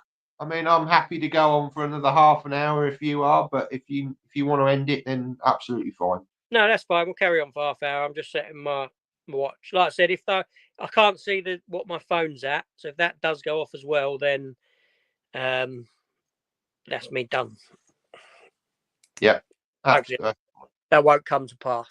Bal says he's not seen a second of any Sonic film. Not my. No, I didn't think it would be. But I used to enjoy Sonic as a game back in the day. I used to enjoy playing Sonic. They were fun. So there's that nostalgia kind of a thing. Scott says I got the first 2 Sonic Steelbooks as a 2-pack. Yeah, I got that. That was I had one of the Sonic film. I had the first one on Steelbook. I didn't have the second one. I had it on standard. And then I think it was Germany done the double pack of the 2 Steelbooks for a very good price. So I did buy that and get rid of my existing Steelbook and the Amaray of Part 2. So I had the 2 Steelbooks in thingy. Yeah, it's quite a nice set actually. It's not a bad little set. That I think I've lost. Oh yeah, no, we go. Dr. Impossible. It's not the people moving on, it's the corporations that move the people on. COVID started it all, the decline. COVID was a big, yeah. It's the influence, isn't it? They guide people, or how about doing it this way? And then as time goes on, you're almost forced into that, you know, and then you just accept it. Like the internet, you know, we're all kind of, you know, you're forced to use the internet for everything now. You can't, you know, that you can't go to a bank now because they're shut. You know, older people that like to go to banks, you know, unless you're on board with computers, you're stuffed. No, that's right. That's very true. Noah says hello, film fanatic. You know what? I watched the news last night, which is rare. And there was one bit, on there where they were saying, well, cinemas closed down. I don't think so. Films like Deadpool saved them. I think there'll be a change in cinemas inevitably. Yeah. Well, we've seen it with Cineworld. They're closing, aren't they? But Odeon are sort of taking them over. And yeah, there'll just be less cinema chains, maybe less locations, because not as many people are going. Sonic movies are more like Jim Carrey movies. Yeah, I like Jim Carrey. I don't mind Jim Carrey at all. I appreciate him in the real world, shall we say. He's got his outlook on things. He ain't scared to just call people out and say stuff as it is, which I've got a lot of appreciation for. You know, I wish more people were like that. Bow's off. Take care, lads. I've got some gardening to do. Keep the wife happy before the football comes on. And there'll always be some kind of cinemas instead of watching every film at home. Imagine like the latest Marvel movies release, just getting straight to streaming. It would never happen. Never say never. Never say never. You don't know. But I know what you're saying. Yeah, but I think that even cinemas, it's not like it once was. Obviously, we've seen change over the years. We've seen change of cinemas. You know, you had your years ago you had cinemas that were, and you wouldn't know this now because you're only a young lad, but cinemas used to be linked to specific studios. You know, I remember, Elephant and Castle in London, there was 2 cinemas, one on either side of the road, facing each other. And, all right, one was inevitably better than the other cinema. What film is that film in? It's in that one or it's in that, depending on the studio that the film came from. And then came the multiplexes. So you had a change there. Mm. Multiplexes kind of got rid of the sort of blockbuster, where people used to queue outside. I remember queuing outside cinemas to get in. Queue Mm. going halfway down the road and you're in that Yeah. queue. I Yeah. remember that. And now with multiplexes and you've got a screening every so often, but yeah, cinemas need to change the experience, and a lot of them are with their how they seat people, the type of reclining chairs that are put in. And the only reason they can put reclining chairs in now into multiplexes really is because you've got so many showings of films throughout the day that you can afford to have less chairs, because once you put them chairs in, you have less chairs in the auditorium. Yeah. You need more space. But then you've got these other littler cinemas that you've got your where you can sit at tables and eat and things like that, can't you? And have Yeah. those kind of experience as well. Mm. So it's evolving, it's changing. Who knows what the future holds? Who knows? Yeah. You know, Nothing stays the same. Everything changes. I know. Cineworld are trying to sell the Deadpool and Wolverine popcorn buckets now after restocking it. They're not selling because it was the hype surrounding the film. Yeah, because it's gone, it's past. Yeah. People only want them at that first. And a lot of people that buy them, let's be fair, a lot of people that buy those things only buy them to stick online and make some money. Yeah. Quick buck. Yeah. Yeah, that's what they're doing.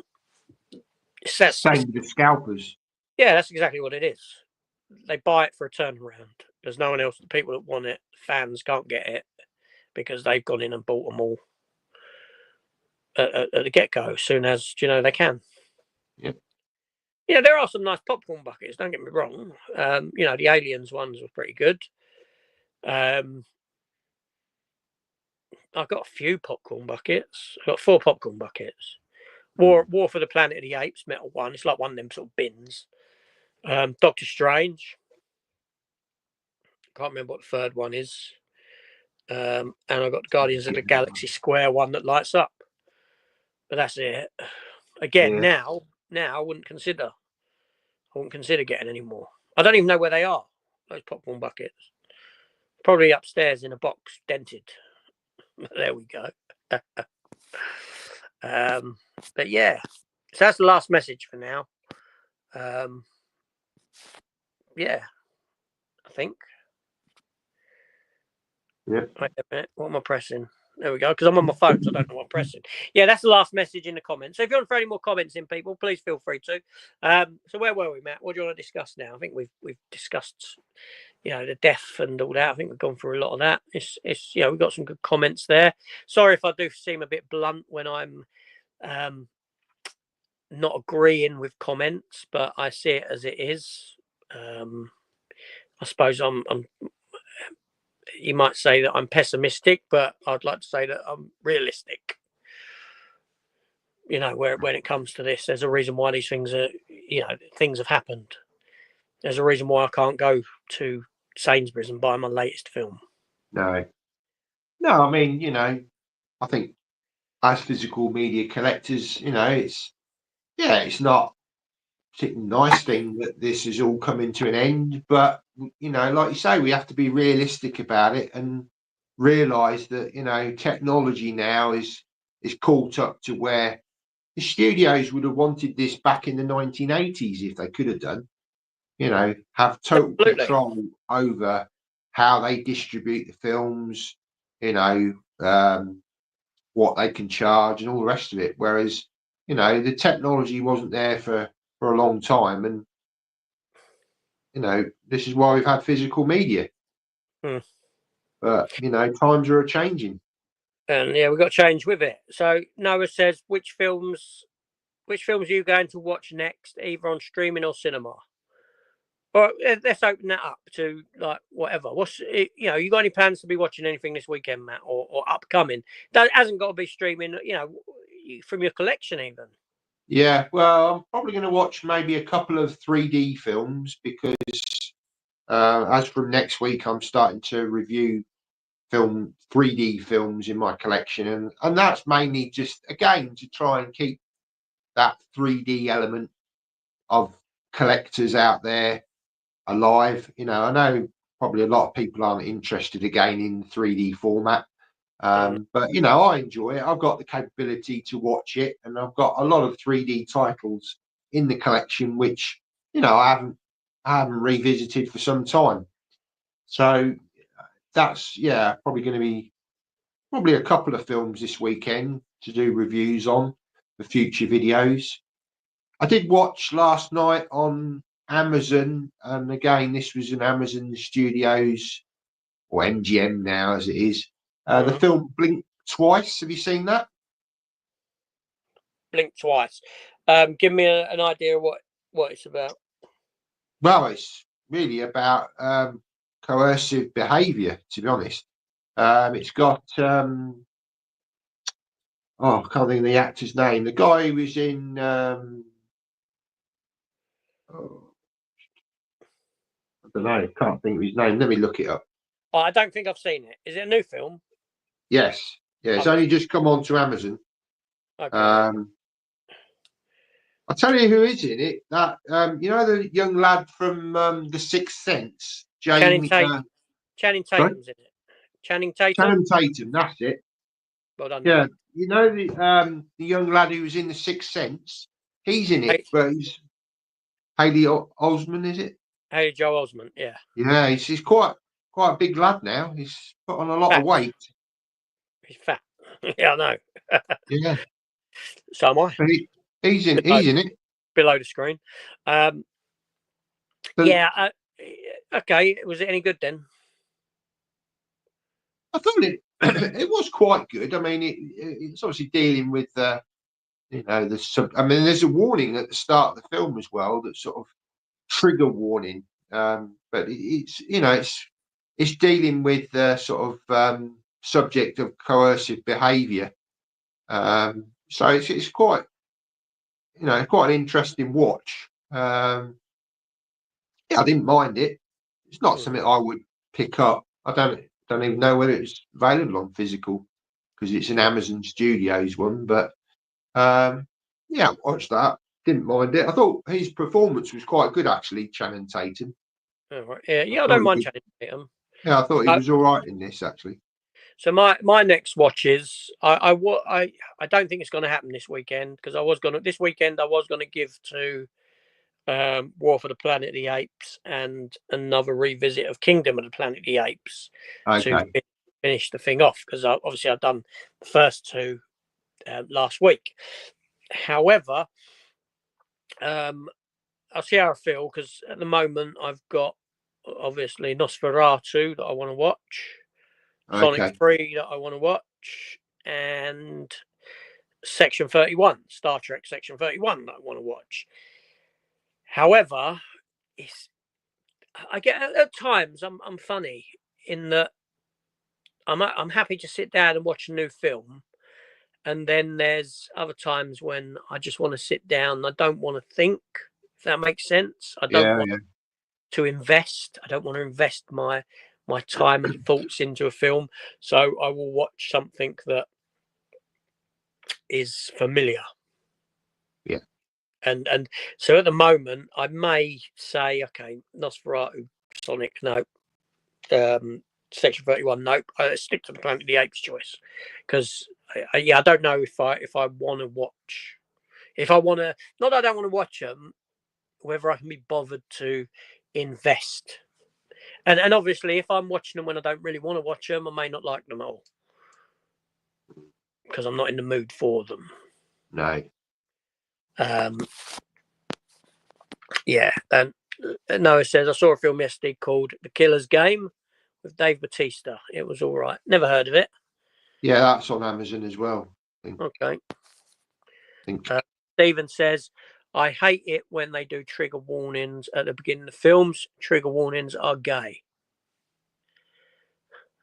It's the first one I've actually seen, to be honest. Trigger warnings are gay. They're certainly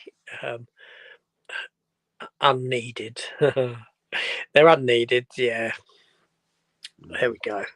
I don't know. Netflix just got, what's that? Cocaine Bear. Oh, okay. I had a little mark on my phone, so I couldn't see a little dirt mark on my phone, so I couldn't see that. Netflix just got Cocaine Bear recently. Glad I waited. How do you feel about owning Worth Keeping or not? On my first watch, I weren't too keen on it, but it grew on me. It grew on me. I thought it was overpopulated by too many characters and things like that. But I've seen it about 3 times, and it grew on me when I knew what I was getting from the film, if that makes sense. Because I like creature features anyway. I'm drawn to those sort of animals run amok kind of, even in the ludicrousness of a bear getting high on cocaine. It's stupid, but I still enjoy that sort of premise of an animal running amok kind of a situation. So yeah, I didn't mind it. But yeah, I think there's a lot of, it's kind of like snakes on a plane, isn't it? In a sense that people got excited by a title. Yeah. You know, a cocaine bear. And the films are just, it's very, very snakes on a plane-ish kind of a situation. Snakes on a plane, the title. It's all about the title. Cocaine bear, it's all about the title. And then when you see the film, it's a bit, okay. You know, I was hyped up for more. But it never that. But yeah, I didn't mind it. It's, you know, I can watch it and then have fun with it. Movie Chad says, "Hi, Movie Chad. Hey, you two. I just watched Teenage Mutant Ninja Turtles 2014. I liked it. I think I watched that last year. One with Megan Fox. Yes. Yeah. You didn't like it, did you? No. But then I didn't really grow up with Teenage Mutant Ninja Turtles, the cartoon, so it doesn't really resonate with me. Maybe if I'd have invested in that, I might have liked it. But yeah, I didn't mind it. Watch. Yeah, I quite enjoyed I quite enjoyed them. I had fun with the mid 2000s, the Michael Bay Turtle films. You know, Turtles for me. Even though I've got the animated series, the original, and some of the others, I don't mind them. I kind of sort of found a place for them after the fact, so to speak. Because when Turtles came about back in the 80s, it was kind of at that point where I was growing beyond cartoon series and things like that.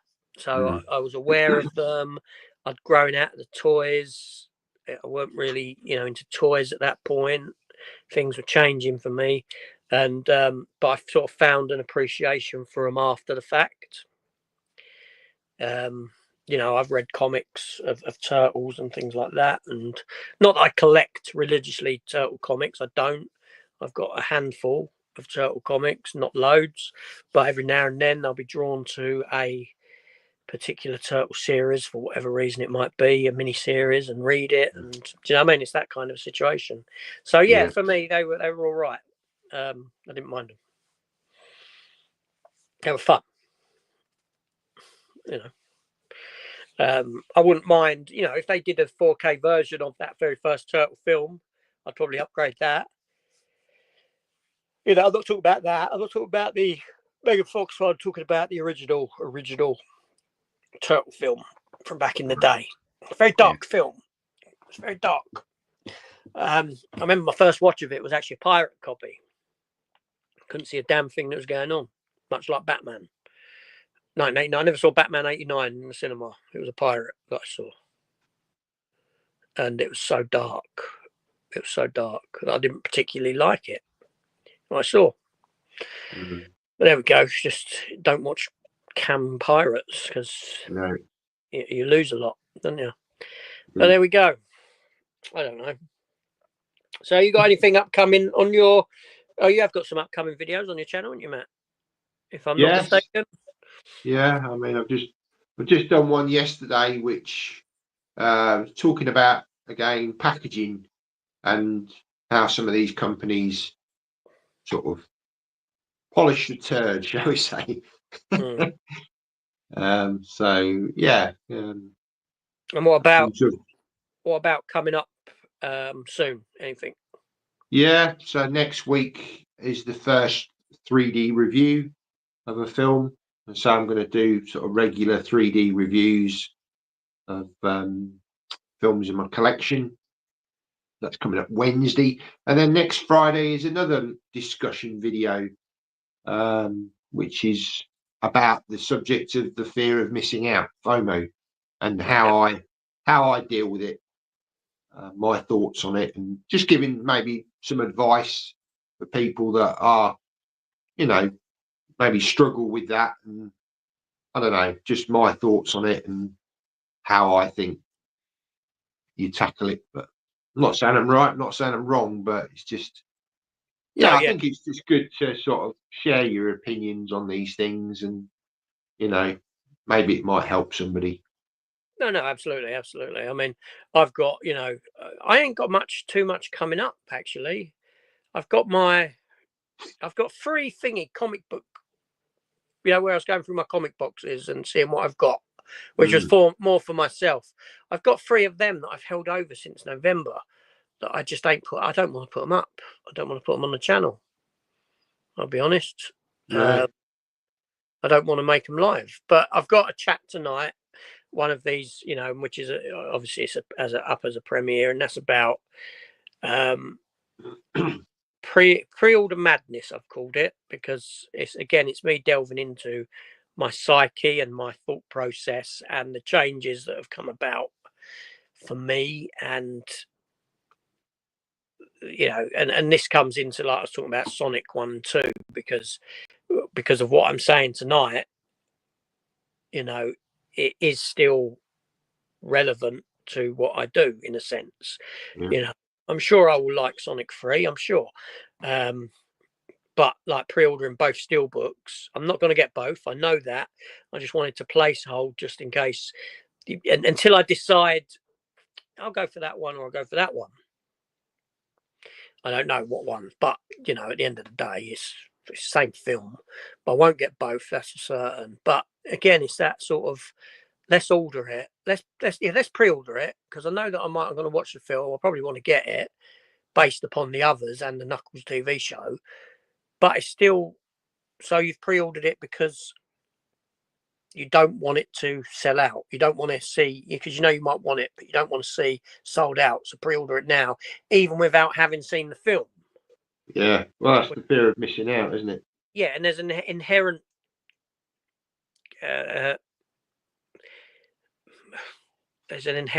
craziness in that thought process in my mind now. I didn't mind with Nosferatu. I missed the steelbook, although it's available now on Amazon, I believe. When Zavi or HMV, I think it was, put it up, I missed it, and when I saw I missed it, I was like, all right. So I'm not seeing the film. Yeah. I want to like. Yeah, I know going into it that I'm going to want to like it, but I may not.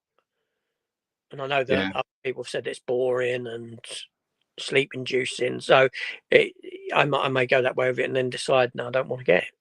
But yeah, I go into this tonight, a lot of this, and look at what I've had on pre-order and what I've done with it and all that sort of thing. But again, it's just me going through. It's a lot of it's self-affirmation, in that I'm affirming with myself. Self-affirmation is a psychological process whereby you stand in front of the mirror and you essentially self-affirm yourself. You say, you are good enough. Do you know what I mean? Yeah. It's much like that. I'm doing that. Essentially, do you know what I mean? Because I can look back on it and say, yeah. And which is what I'd done in that last video, the other one that I'd done last week that got 4K mistake. Yeah, it was 4K mistake.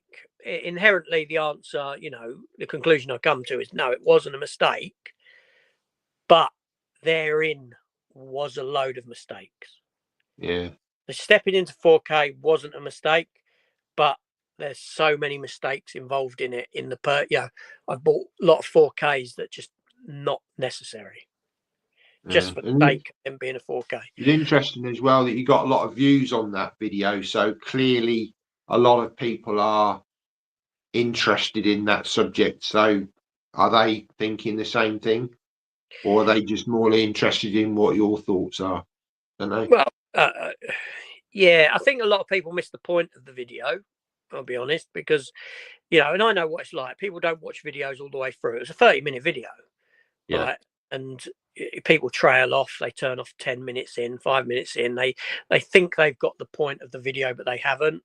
And so I got a lot of people saying to me, "Oh, it's about the equipment you use and all this," but the video wasn't about the transfer, the minimal transfer quality between Blu-ray and 4K.